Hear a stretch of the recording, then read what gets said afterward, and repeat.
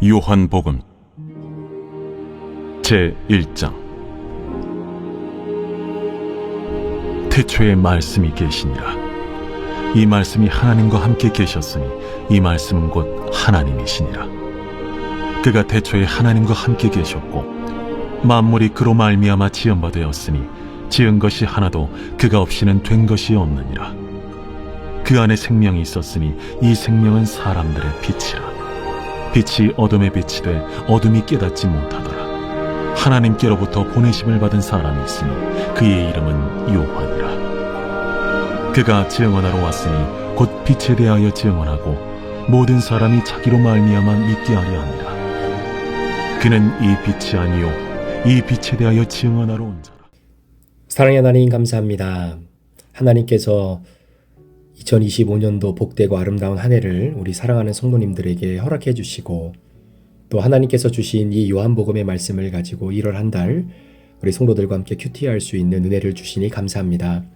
하나님 아버지, 2025년도 주님과 함께 출발하는 첫날 우리 사랑하는 성도들 올 한 해도 주님의 인도하심 속에 승리하게 도와주시고, 무엇보다도 요한복음의 말씀을 통해서 예수 그리스도가 누구이신지를 다시 한번 내 신앙의 언어로 고백할 수 있는 아름다운 은혜의 열매가 맺혀지는 복된 시간 되게 하여 주옵소서. 이 시간 주님 앞에 우리의 마음을 내려놓고 내게 주실 말씀을 기대하며 주의 말씀으로 채움받기를 원합니다.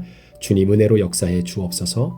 예수 그리스도의 존귀하신 이름으로 축복하며 기도합니다. 아멘. 우리 사랑하는 브릿지 가족 여러분, 먼저 우리 하나님의 놀라운 크신 은혜와 축복이 2025년도 한 해를 달려가는 여러분의 인생과 또 가정과 또 여러분의 삶의 현장 속에 아름답게 경험되어진 은혜가 있기를 우리 예수 그리스도 이름으로 간절히 축복합니다. 2025년 1월 1일 우리가 함께 큐티할 성경의 말씀은 바로 요한복음의 말씀인데요. 오늘은 요한복음 1장 1절부터 8절까지의 말씀을 통해서 오늘 하나님께서 저와 여러분들에게 주시고자 하시는 메시지가 무엇인지 함께 간단하게 나누는 시간 갖도록 하겠습니다. 여러분, 요한복음이라고 하는 이 책은요, 특별히 마태, 마가, 누가복음, 이 공관복음이라고 하는 것과는 약간 성격이 다릅니다. 자, 마태복음, 마가복음, 누가복음을 공관복음이다라고 말하는 이유 중에 하나는 이 세 개의 복음서는 관점이 서로 비슷하다라고 해서 바로 공관복음이다라고 이렇게 이야기하는데요. 그런데 요한복음은 같은 복음서지만 성격이 좀 많이 다릅니다. 그래서 학자들은 요한복음을 제4복음서라고도 이렇게 명명하기도 합니다. 자, 그렇다면 요한복음이 가지고 있는 특징은 무엇인가? 사실 마태, 마가, 누가도 마찬가지겠지만 특별히 요한복음은 예수 그리스도가 누구인지를 우리에게 궁극적으로 가르쳐주기 위해 기록되어진 서신서, 그런 편지다라고 볼 수 있을 겁니다. 특별히 사도 요한이 이 요한복음을 기록하게 됐는데요. 자, 그러면 이 요한복음을 기록한 목적이 무엇인가? 이유는 가장 크게는 한 가지입니다. 바로 이 세상에 오신 하나님의 아들 예수 그리스도를 사람들이 알아보지 못했다라는 것이죠. 그들은 여전히 메시아를 기다리고 나를 구원할 구원자를 기다리고 고대하며 인생을 살았지만, 하나님께서 이 세상에 우리를 구원해 주기 위해 보내주신 예수 그리스도를 보내셨지만 그 메시아를 알아보지 못했던 답답함들이 바로 사도 요한에게 있었던 것 같습니다. 그래서 오히려 사람들은 예수를 바라보면서 귀신 들렸다라고 이야기하기도 하고요. 정신 나간 사람이다라고 이야기하기도 하고요. 이유는 그때 당시에 사람들이 가지고 있었던 가치와 논리와 그리고 세계관과는 전혀 상관없는 그런 이야기들을 우리 예수님이 가끔 하셨기 때문에 오히려 저 사람 귀신 들리고 정신 나간 사람이 아니냐라고 그렇게 공격받을 때도 있었고요. 심지어는 예수님은 동정녀인 마리아의 몸을 통해서 태어나셨기 때문에 아버지가 없는 사생아다라고 하는 공격도 받으시기도 아마 하셨을 겁니다. 자, 그래서 예수 그리스도께서 메시아로서 이 땅에 하나님이 보내주셨음에도 불구하고 구원자이신 예수님을 온전히 알아보지 못했던 당시의 사람들에게 사도 요한은 누구보다도 예수님이 어떤 분이신지를 제대로 그들에게 알려주고 싶었기 때문에 이 요한복음을 기록한 것이죠. 자, 그것이 요한복음의 기록의 목적입니다. 자, 그렇다면 저와 여러분들이 2025년도 1월달 우리가 요한복음의 말씀을 가지고 함께 큐티하면서 놓치지 말아야 할 가장 중요한 초점은 바로 사도 요한이 요한복음을 기록했던 바로 그 목적이죠. 바로 예수 그리스도가 어떤 분이신가를 우리가 큐티를 통해서 하나씩 발견하고 찾아가는 그 기쁨이 우리 가운데 있기를 원합니다. 여러분 그렇지 않나요? 내가 무엇인가를 알고 싶고 어떤 정보를 얻기 위해서는 정말로 그것에 대한 호기심이 있다면 우리가 때로는 유튜브를 통해서 챗 GPT를 통해서 내가 원하고자 하는 정보를 얻어내기 위해 서치하는 노력, 알아보고자 하는 그런 간절한 표현들이 있지 않습니까? 마찬가지로 요한복음이라고 하는 이 말씀을 통해서 도대체 나를 구원하신 예수님이 어떤 분이신지를 명확하게 깨닫고 알게 되어지는 바로 그러한 은혜가 저 여러분 가운데 있었으면 좋겠습니다. 따라서 우리가 그 예수님을 알아가는 과정 속에 신앙을 걸어가는 이 한 해, 특별히 우리가 은혜의 은혜를 누리며 살아가기 위해서 가장 먼저 해야 될 것은 바로 예수님이 누구이신지를 명확히 알아야 된다는 것이죠. 여러분 특별히 사복음서의 말씀을 우리가 한번 생각해 본다면 마태복음은 이 땅에 왕으로 오신 예수 그리스도를 우리에게 소개하고 있는 바로 그런 복음서이다라고 볼 수 있습니다. 그 다음에 이어지는 마가복음은 이 땅에 종으로 오신, 섬김의 종으로 오신 예수님에 대한 부분을 우리에게 조금 더 집중해서 표현하고 있고요. 또 누가복음은 하나님의 아들이기도 하시지만 인자, 즉 사람의 아들로 이 땅에 오신 예수 그리스도에 대한 부분을 좀 더 집중적으로 조명하고 있는 그러한 책이 누가복음이라고 한다면 우리가 다루게 되는 이 요한복음은 바로 하나님의 아들인 예수 그리스도께서 이 땅에 오셨는데 인자가 아닌 바로 하나님의 아들인 예수 그리스도의 신성을 강조하고 있는 내용으로 가득 차 있는 내용이 바로 요한복음의 내용이다라고 보시면 될 것 같습니다. 그런 의미에서 우리가 1절의 말씀을 한번 보시면 태초에 말씀이 계시니라 이 말씀이 하나님과 함께 계셨으니 이 말씀은 곧 하나님이시니라 라고 기록합니다. 여기에서 태초라고 하는 이 단어를 잠시 한번 생각해 보면 여러분 창세기에도 태초라고 하는 개념이 등장하죠. 창세기 1장 1절에 태초에 하나님이 천지를 창조하시느니라 이 태초. 그렇다면 요한복음에 나오는 1장 1절의 태초와 창세기 1장 1절의 태초에 어떤 차이점이 있느냐? 창세기 1장 1절에 기록되어 있는 태초는요, 소위 말해서 시간과 공간의 출발이 형성되어지는 바로 그 시점의 태초를 이야기하는 겁니다. 그러니까 이 땅의 시간이라고 하는 개념, 공간이라고 하는 개념이 이제 시작되어지는 바로 그 역사의 첫 출발점, 그 태초를 창세기 1장 1절이 말하고 있다면 요한복음에서 기록되어 있는 태초라고 하는 개념은 시간과 공간이 존재하기 이전의 시대의 태초를 의미하는 것입니다. 따라서 요한복음의 태초가 그래서 창세기에 기록되어 있는 태초보다 훨씬 더 이전의 개념인 거죠. 그러니까 시간이 존재하기 전에, 공간이 존재하기 전에 역사라고 하는 것이 존재하기 이전의 태초를 바로 말씀하고 있는 것입니다. 그 태초에 말씀이 계셨다라는 거예요. 그런데 이 말씀이 하나님과 함께 계셨고 그리고 이 말씀이 곧 하나님이시다라고 사도 요한은 우리에게 소개하고 있는 것입니다. 2절부터 4절까지 말씀을 보면요. 그가 태초에 하나님과 함께 계셨고 만물이 그로 말미암아 지은 바 되었으니 지은 것이 하나도 그가 없이는 된 것이 없느니라. 그 안에는 생명이 있었으니 이 생명은 사람들의 빛이다라고 이야기합니다. 그러니까 세상이 하나님의 말씀으로 창조가 되었을 때 이미 예수님은 그 창조의 역사 속에 우리 하나님과 함께 계셨다라는 이야기죠. 그렇게 하나님과 함께 계셨던 예수 그리스도, 그분이 곧 말씀이다라고 이야기하고요. 그 말씀이 곧 하나님이시다라고 이야기하고 있기 때문에 결론적으로는 예수님이 곧 하나님이시다라고 하는 삼위일체의 굉장히 중요한 우리의 신앙의 고백이 요한복음 1장에 기록되어져 있는 것을 보게 됩니다. 그런데 문제는 5절 말씀처럼 빛이 어둠에 빛이 돼 어둠이 깨닫지 못하더라 기록합니다. 그러니까 빛 대신 예수님이 이 어둠의 세상 속에 빛으로 임하셨음에도 불구하고 어둠이 그 빛을 깨닫지 못했다라고 이야기합니다. 여러분, 우리가 살고 있는 이 세계의 바다라고 하는 이 신비는요, 여전히 미궁 속에 갖추어져 있는 것입니다. 요즘 많은 사람들이 또 많은 기술의 발달로 인해서 우주를 탐험하고 또 화성까지 바라보면서 우주에 대한 어떤 이 연구들은 굉장히 활발하게 이루어지고 있잖아요. 그래서 우주라고 하는 이 신비의 비밀을, 이 베일을 조금씩 벗겨가고자 하는 세계의 노력들이 굉장히 많습니다. 자, 그와는 상대적으로 여러분, 이 지구상에 존재하는 바다라고 하는 이 세계는요, 이 우주를 탐험하는 퍼센테이지보다도 굉장히 적은 퍼센테이지로 지금 조금씩 이제는 그 바다의 신비가 벗겨져 가고 있는 그러한 시간 아니겠습니까? 그렇기 때문에 바다라고 하는 이 어마어마한 또 다른 세계는 우주와는 상상할 수 없을 만큼의 어떠한 귀한 비밀을 품고 있는 그러한 시대가, 또 그러한 세계가 바다의 세계라는 거예요. 자, 그런데 이 바다의 아름다움이 사람의 노력과 기술의 발달로 인해서 조금씩 밝혀지고 있는 그 시점까지 볼 때, 여러분, 바다의 가장 아름다움은 결국 빛이 비춰져야만이 알 수 있는 겁니다. 그러니까 태양빛이 바다를 뚫고 들어갈 수 있는 그 기간이 있잖아요.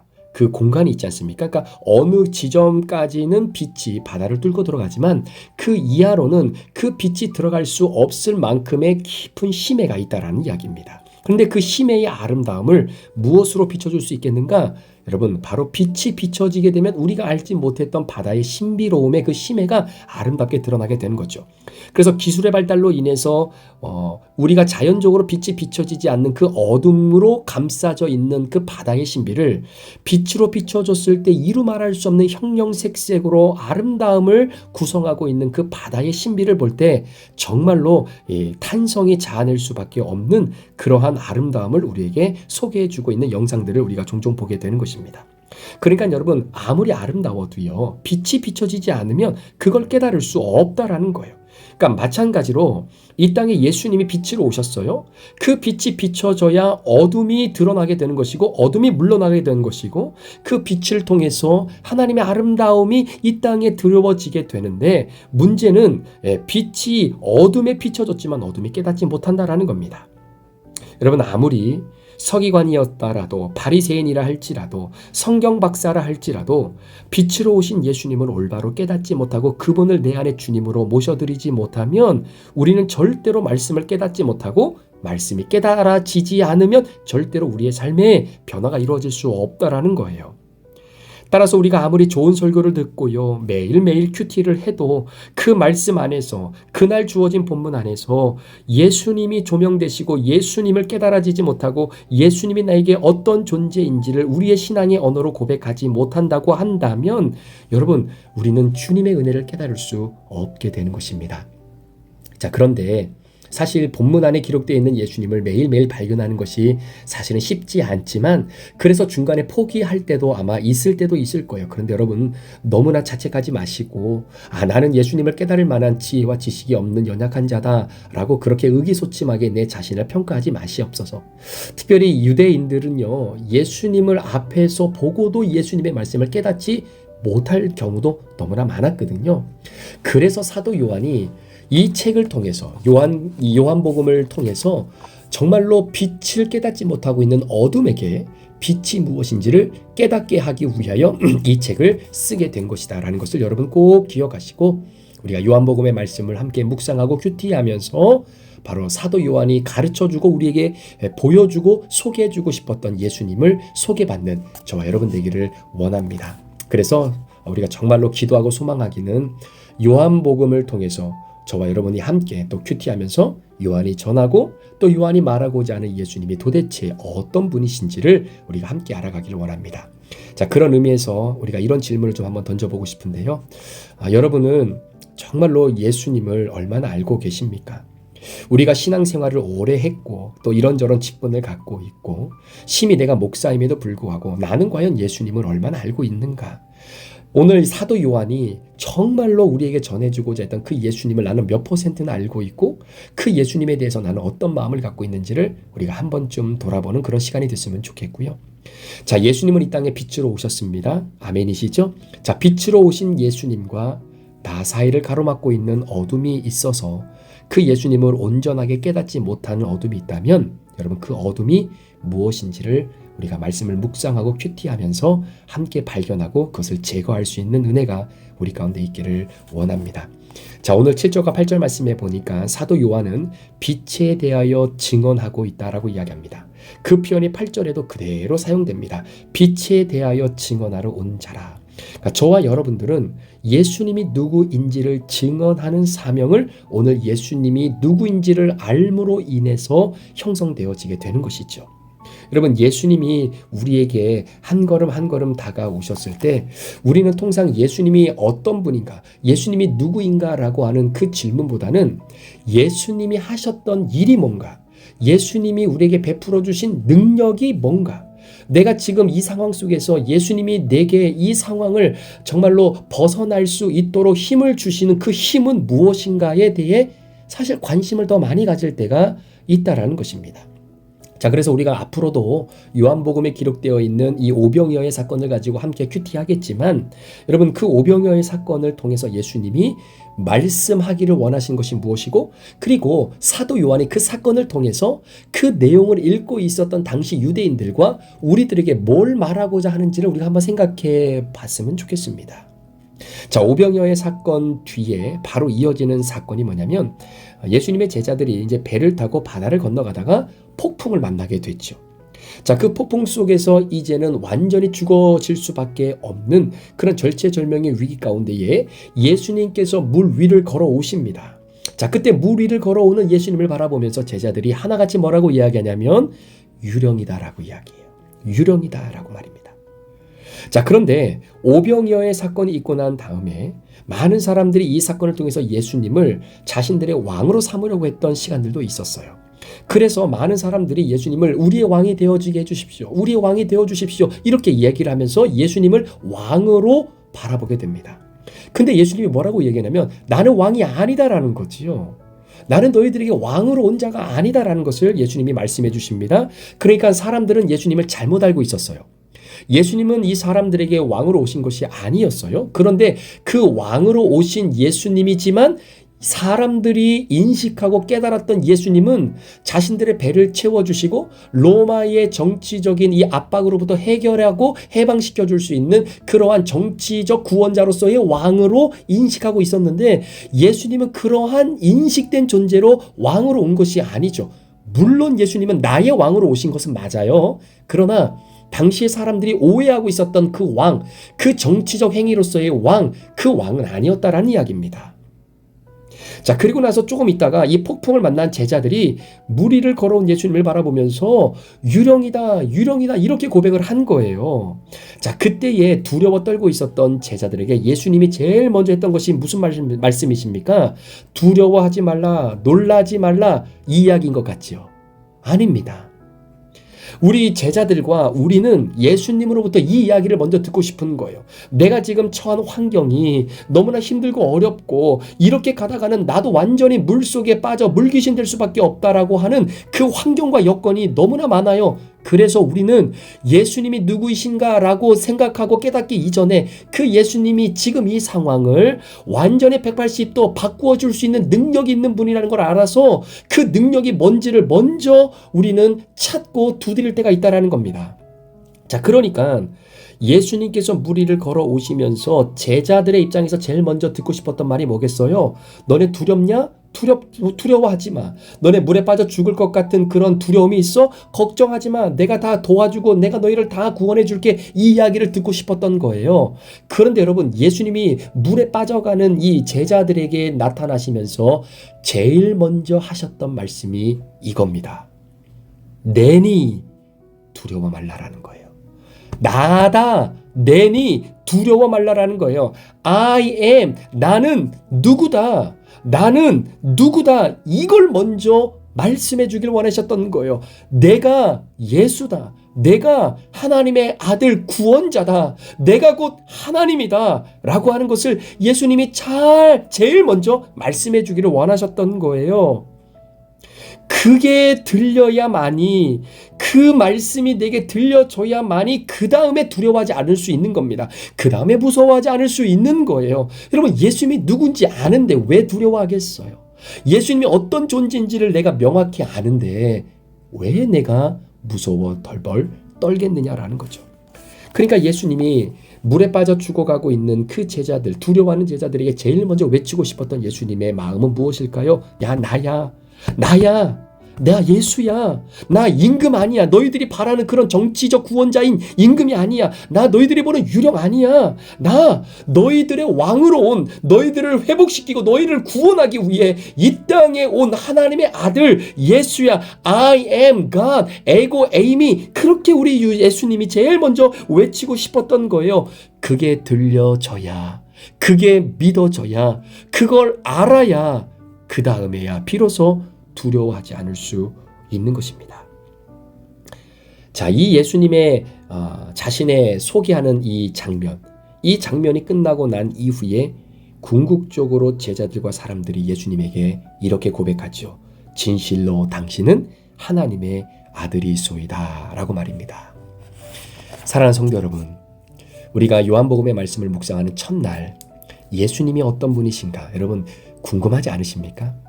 도대체 요한은 예수님이 어떤 분이라는 것을 이러한 사건 저런 사건들 통해서 우리에게 어떻게 소개할 것인가?